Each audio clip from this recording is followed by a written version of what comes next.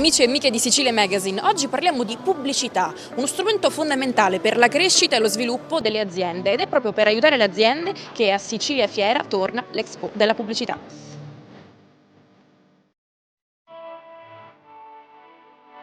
Dal 23 al 25 febbraio torna un appuntamento immancabile e fondamentale per lo sviluppo delle aziende del territorio.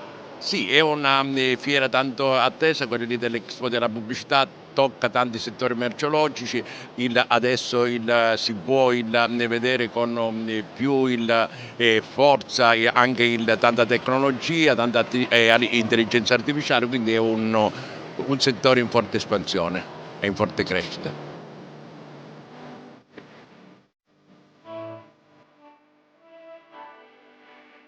Un partecipante fisso all'evento da 17 anni a questa parte, quest'anno torna in campo con quali novità? Quest'anno stiamo portando in campo una macchina per il taglio dei materiali rigidi.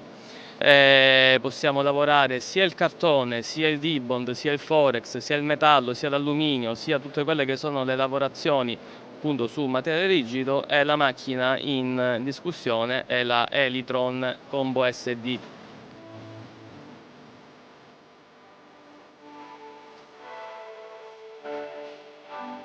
Confcommercio affianca un'iniziativa che è per le realtà commerciali del territorio. E in un momento di grande competizione come questo è essenziale conoscere le nuove tecnologie, conoscere le ultime novità del mercato, cioè essere presenti e attivi in quel cambiamento che poi determinerà il successo o l'insuccesso delle nostre aziende.